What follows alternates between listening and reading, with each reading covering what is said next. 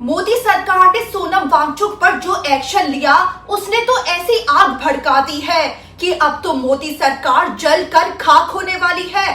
सोनम वांगचुक की पत्नी ने खुद मोदी सरकार के खिलाफ मोर्चा खोल दिया है और जो राहुल गांधी अभी तक चुप थे वो भी समर्थन में आकर बड़ी बात कह गए हैं। सबसे पहले राहुल गांधी का ही बयान आपको बताते हैं। तो राहुल गांधी अभी तक कॉकरोच जनता पार्टी की वजह से इस आंदोलन पर बोलने से कतरा रहे थे, लेकिन अब सोनम वांगचुक के साथ जो हुआ उसकी निंदा करते हुए राहुल गांधी ने मोदी सरकार को बुरी तरह से लताड़ दिया है। नेता विपक्ष राहुल गांधी ने सोनम वांगचुक को जबरन हटाने को गलत करार दिया। राहुल ने सोशल मीडिया पर लिखा कि मोदी सरकार के मुख्य सिद्धांत असत्य और हिंसा है। सोनम वांगचुक जी को जंतर मंतर से हटाना जबकि वो अहिंसक भूख हड़ताल पर थे, बिल्कुल गलत है। राहुल ने आगे कहा कि पेपर लीक, शिक्षा की बढ़ती लागत और छात्रों की आत्महत्या भारत के भविष्य के लिए गंभीर मुद्दे हैं। कोई भी ताकत भारत के छात्रों और उन लोगों को जो छात्रों से प्यार करते हैं और उनमें विश्वास रखते हैं, इन मुद्दों को उठाने से नहीं रोक सकती है। वहीं सोनम वांगचुक को जंतर मंतर से जिस तरह जबरदस्ती घसीट कर ले जाया गया, उसके बाद अब सभी की नजर 20 जुलाई के संसद मार्च पर है। ऐसे में सोनम वांगचुक की पत्नी ने मोर्चा संभालते हुए ऐसा ऐलान कर डाला है कि मोदी सरकार पर मुसीबत की दोहरी मार पड़ गई है। सोनम वांगचुक की पत्नी गीतांजलि अंगमो ने मोदी सरकार पर बम फोड़ते हुए ऐलान कर डाला कि संसद तक ये मार्च होकर ही रहेगा और अगर सोनम वांगचुक को नहीं छोड़ा गया तो वो खुद इस मार्च की अगुवाई करेंगी। यही नहीं, कॉकरोच जनता पार्टी के संसद तक मार्च को अब तमाम जन संगठन और विपक्षी नेताओं का और ज्यादा समर्थन मिल रहा है। लोगों में भी गुस्सा और बढ़ गया है, इसीलिए इस मार्च को पहले ही बहुत विशाल होने के संकेत मिल रहे थे, अब तो जरूर बहुत बड़ा तहलका मचने वाला है। वहीं सोनम वांगचुक को लेकर उनकी पत्नी ने बहुत बड़ी बातें भी बताई हैं। वो बोली कि सोनम वांगचुक को बिना उनकी सहमति के और बिना मुझे सूचना दिए अस्पताल ले जाया गया। सोनम वांगचुक की पत्नी बोली कि जानलेवा हालत का हवाला देकर उन्हें अस्पताल लाया गया, जबकि इस संबंध में मेडिकल रिपोर्ट मांगी गई तो अस्पताल ने रिपोर्ट तक नहीं दिखाई है। सोनम वांगचुक की पत्नी ने बड़ा ऐलान कर डाला कि सोनम वांगचुक अब भी अनशन पर हैं। उन्होंने अस्पताल में अनशन तोड़ने से साफ इनकार कर दिया है, यानी कि वो अभी भी भूख हड़ताल पर बने हुए हैं। उधर सोनम वांगचुक पर तो कार्रवाई को लेकर गुस्सा भड़का ही हुआ है, लेकिन इसी बीच अभिजीत दीपके पर भी ऐसा हमला हो गया जो प्रदर्शनकारियों के गुस्से को और बढ़ा गया है। जंतर मंतर पर उस वक्त अफरा तफरी मच गई जब एक अज्ञात महिला ने अभिजीत दीपके पर स्याही जैसा नीला लिक्विड फेंक कर हमला कर दिया। इस मामले से भी जंतर मंतर पर और हंगामा मच गया। हालांकि अभिजीत दीपके उस महिला को जाने देने की बात करते नजर आते रहे।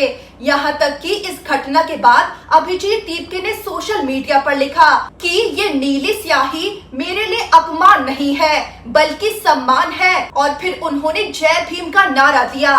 उन्होंने ये भी लिखा कि ये सरकार कितने भी हमले करवा ले, लेकिन हम बाबा साहेब के बच्चे हैं, हम डरेंगे नहीं।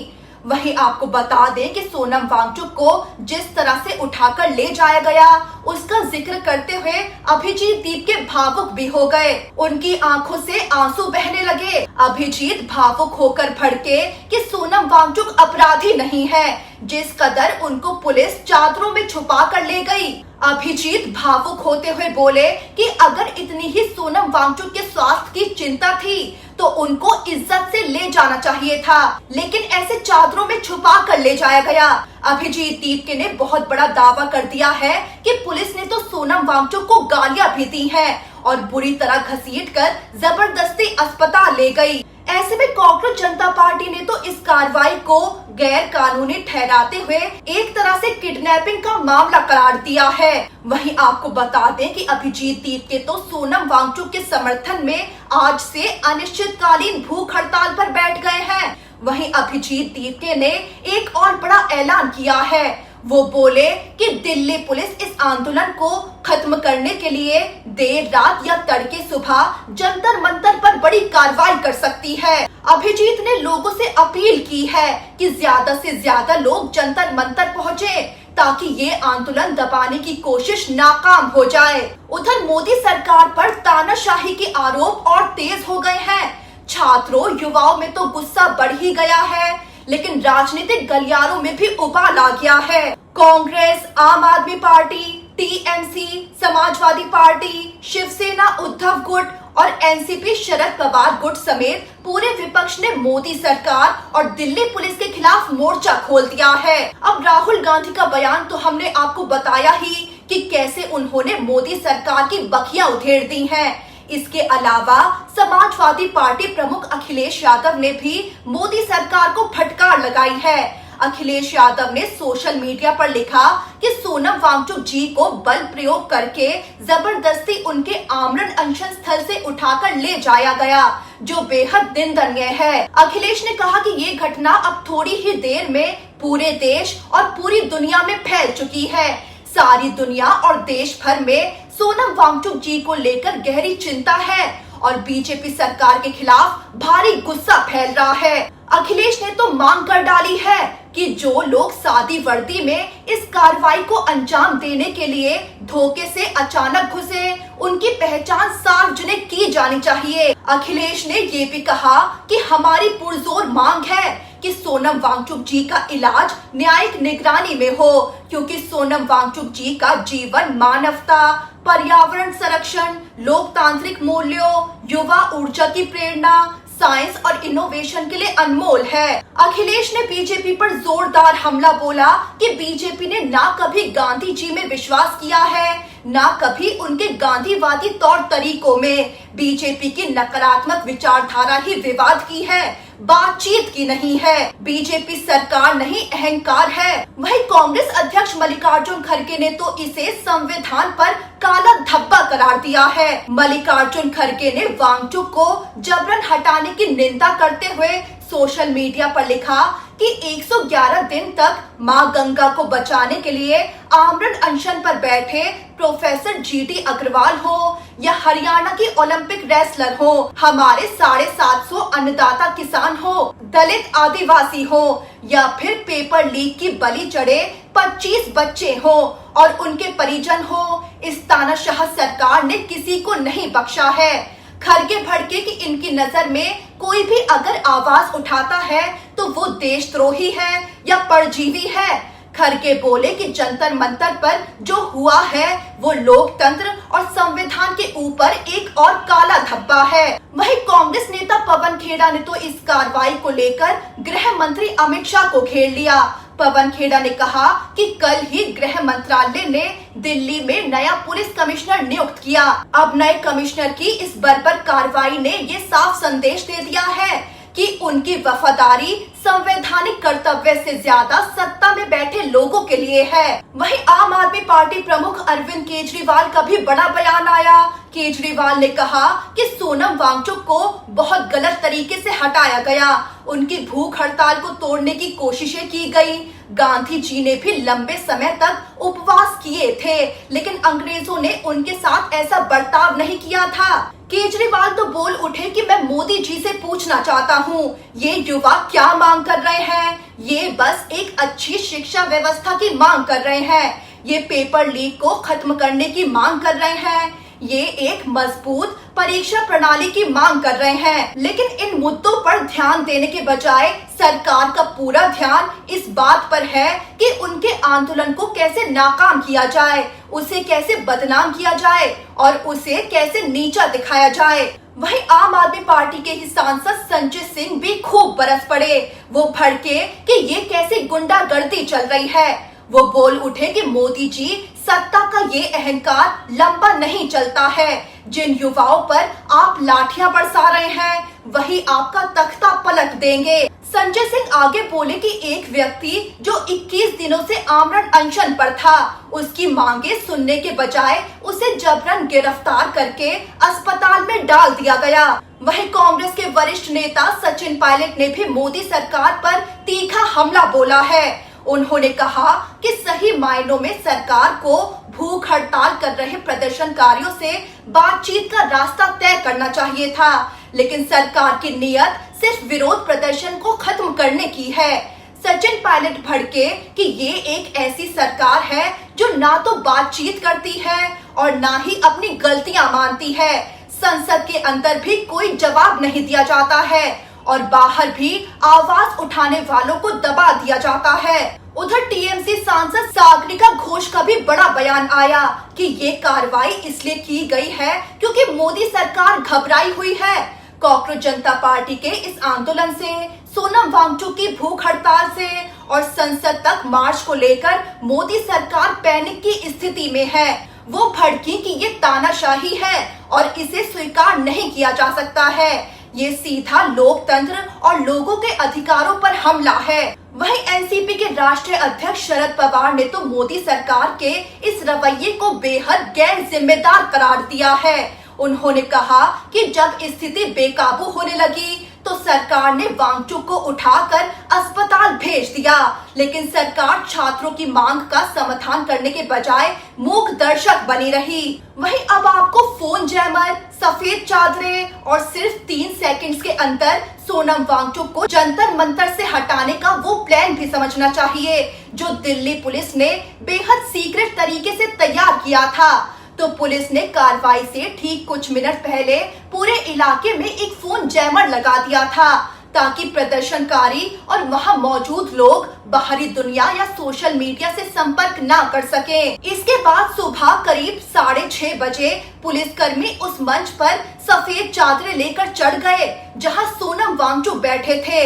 अब इन सफेद चादरों के पीछे क्या खेल चल रहा है ये कोई देख पाता, उससे पहले ही पुलिस ने सोनम वांगचुक को चादरों में लपेटकर उठा लिया। बड़ी बात ये रही कि पुलिसकर्मी सादे कपड़ों में थे ताकि किसी को शक न हो पाए। ऐसे में जब प्रदर्शनकारियों को इस बात का आभास हुआ तो उन्होंने सोनम वांगचुक को ले जाने से रोकने की कोशिश की, लेकिन पुलिस ने उन पर लाठी बरसा दी। वहीं इस प्लानिंग में टाइमिंग का भी खास ख्याल रखा गया।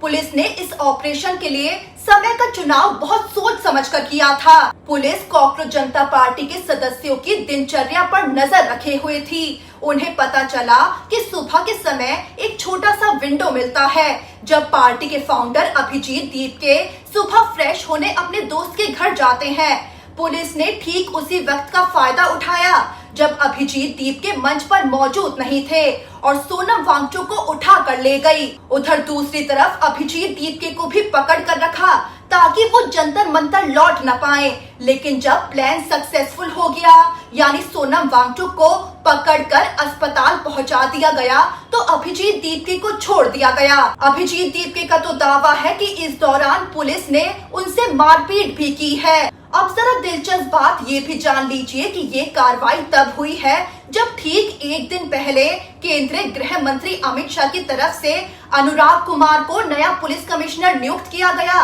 पद संभालते ही नए कमिश्नर अनुराग कुमार ने सभी स्पेशल कमिश्नरों के साथ बैठक की और वांगचुक को हटाने का ये पूरा ब्लूप्रिंट तैयार किया। वहीं कॉकरोच जनता पार्टी का आंदोलन जो पहले शिक्षा मंत्री धर्मेंद्र प्रधान के इस्तीफे तक सीमित था, अब तो पीएम मोदी की कुर्सी छीनने तक आ पहुंचा है। कॉकरोच जनता पार्टी अब साफ कह रही है कि ये तानाशाही रवैया अब नहीं चलने वाला है। ये जो निंदनीय कार्रवाई हुई है, अब तो पीएम मोदी को इस्तीफा देना होगा। अभिजीत दीपके जंतर मंतर से गरजे कि मैं खुद आज से अपना अनशन शुरू कर रहा हूँ। 20 जुलाई को हमारा संसद मार्च भी होगा और मेरा अनशन भी जारी रहेगा। वो बोले कि इन्हें लगता है कि सोनम वांगचुक को यहाँ से उठाकर ले जाने से ये आंदोलन खत्म हो जाएगा, तो ऐसा बिल्कुल भी होने वाला नहीं है। ये आंदोलन जारी रहेगा। वहीं आपको ये भी बता दें कि देर रात सोनम वांगचुक पर हमला करने की भी कोशिश हुई थी, जहां उन पर कुछ चीजें फेंकी गई, लेकिन गनीमत ये रही कि वो बच गए, उन्हें चोट नहीं लगी। बड़ी बात तो ये है कि अभिजीत दीपके ने कुछ दिन पहले इसकी आशंका भी जताई थी कि संसद मार्च से पहले मोदी सरकार जरूर कोई बड़ी कार्रवाई करने वाली है ताकि उसके खिलाफ उठ रही विरोध की आवाज को दबा दिया जाए, क्योंकि जाहिर है कि कॉकरोच जनता पार्टी के संसद मार्च को भारी समर्थन मिल रहा था। तो मोदी सरकार ने बौखलाकर 20 तारीख से पहले इस आंदोलन को खत्म करने की कोशिश की, लेकिन उल्टा मोदी सरकार और बुरी तरह से फंस गई है, क्योंकि अब तो इस संसद मार्च को और ज्यादा समर्थन मिलता दिख रहा है। भारी तादाद में लोगों के आने की संभावना है। कई जानी मानी हस्तियां भी इसमें दिखने वाली हैं। वहीं आपको कॉकरोच जनता पार्टी के प्रवक्ता विजेता दहिया का वो बयान भी जरूर बताते हैं जो मोदी सरकार को बेहद चुभने वाला है। वो बोले कि जब गांधी जी अनशन पर बैठते थे तो अंग्रेज ये सोचते थे कि ये बुढ़ा जल्दी मर क्यों नहीं जाता, लेकिन फिर भी उनमें इतनी हिम्मत नहीं होती थी कि गांधी जी को हाथ लगाएं। वो तो बातचीत करने उनके पास आते थे। विजेता बोले कि लेकिन आज इस सरकार का रवैया देख लो, ये जनता को बेवकूफ समझती है कि भूख हड़ताल जबरदस्ती खत्म कर देंगे तो लोगों के इमोशंस भी इस आंदोलन से खत्म हो जाएंगे। लेकिन अब और ज्यादा लोग इस आंदोलन से जुड़ रहे हैं। वहीं सोशल मीडिया क्रिएटर अर्पित शर्मा का भी बयान आपको जरूर जानना चाहिए। अर्पित शर्मा शुरू से कॉकरोच जनता पार्टी के आंदोलन के साथ खड़े हुए हैं और काफी मदद भी करते आ रहे हैं। ऐसे में अब जो हालात बन गए हैं, इस पर अर्पित शर्मा ने तो मोदी सरकार के खिलाफ बड़ी जीत का ऐलान कर डाला है। अर्पित शर्मा ने वीडियो जारी करके कहा कि जो कुछ भी सोनम वांगचुक के साथ हुआ है, कॉकरोच जनता पार्टी के साथ हुआ है, प्रदर्शनकारियों के साथ हुआ है, ये एक तरह से बड़ी जीत हुई है।